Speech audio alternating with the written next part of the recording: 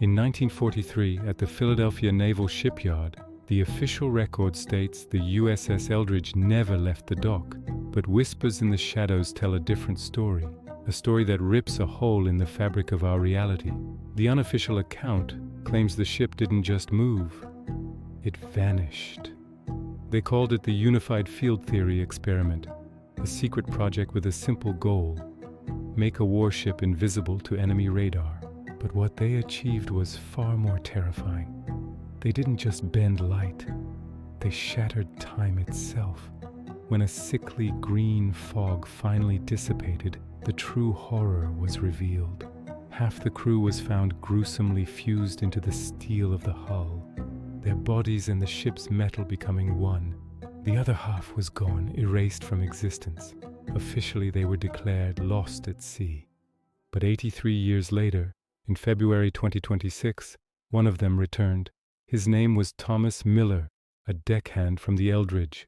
He stepped off a modern subway train in London, looking exactly as he did in 1943, not having aged a single day.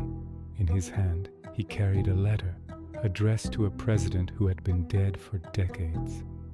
Thomas Miller's return triggered the activation of a top-secret initiative, Project Echo Chamber. Under interrogation, his testimony wasn't a historical account, it was a descent into cosmic madness. He spoke of a place he called the Interspace, a non-place, a pocket dimension nested in the sliver of a moment, the millisecond that separates the past from the future.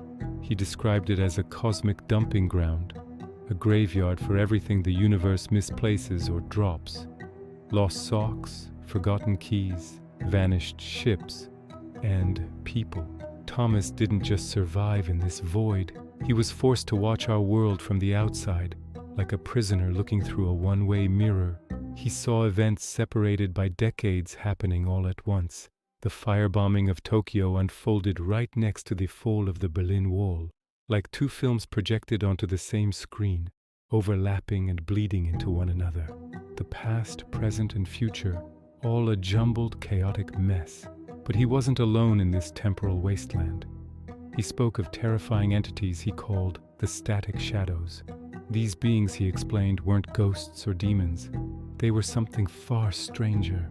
Beings made of discarded information, of lost data and forgotten memories. And they fed on the minds of those who became trapped there, consuming their essence until nothing was left but a hollow shell. They are the universe's garbage collectors. And according to Thomas, they've found a way out. They've discovered how to hitch a ride back to our world through the tiny tears in reality. We are now creating every day with our quantum computers and advanced technology. The scientists and agents at Project Echo Chamber quickly realized Thomas Miller was no longer entirely human. He was something else, a living paradox, a biological anchor for a tear in the fabric of space-time. His handler, an agent named Sterling, documented the chilling side effects of his presence. Standard electronic devices, phones, watches, computers, would glitch and fail within 10 feet of him. Clocks would spin backward. Digital recordings would fill with static. But the most terrifying discovery was what Thomas called the echo. He claimed that for every second he spent here in our year 2026, a transaction was taking place. Something from the interspace was swapping places with a person in our world. It wasn't a loud, dramatic invasion with spaceships and lasers. It was a slow, silent replacement, a quiet conquest happening one person at a time. People were being replaced by static, their consciousness hollowed out and filled with the void of the interspace. Thomas warned them about the signs.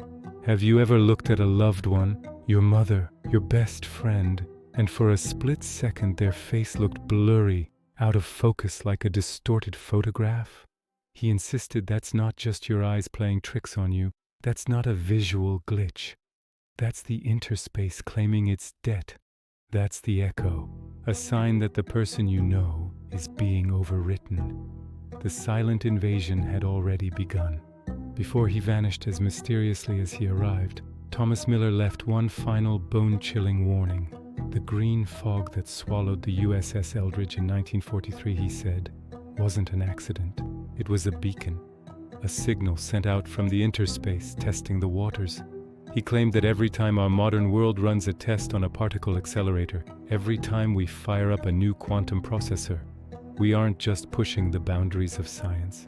We are ripping the scab off an old wound. We are widening the hole between our world and theirs. The static shadows, he whispered, are patient. They are waiting for what they call the big sink, a catastrophic moment when the barrier finally collapses, when the interspace and our reality merge completely and become one. On that day, he said, the sun won't shine. It will flicker with the color of television static. The oceans will stop moving, their waves frozen in time. The very laws of physics will break down. The last words recorded from Thomas Miller, captured on the Project Echo Chamber tapes, are a barely audible whisper, a final plea from a man lost in time. He said, they are tired of being the garbage. They want the house. As of this morning, Thomas Miller's secure holding cell is empty. The reinforced door is locked from the inside. The walls are inexplicably covered in salt water, smelling of the 1940s Atlantic, fused into the concrete floor. Investigators found his 1943 dog tags, warped and melted into the stone as if they had been there for centuries. His disappearance coincides with a global spike in what analysts are calling time slips, reports of temporal anomalies, missing persons, and inexplicable phenomena are at an all-time high. People report seeing figures in old-fashioned clothing who vanish when approached. Whole city blocks have flickered out of existence for moments at a time. So if you ever find yourself walking through a fog that looks a little too green, a little too unnatural, or if you happen to catch a glimpse of your own shadow and notice that it moves a split second after you do, don't stop. Don't look back. Keep moving. You're standing on the edge of the echo chamber, and the door is now wide open. Welcome to the deep end. Thanks for watching. If you want to explore more stories from the edge of reality, be sure to subscribe.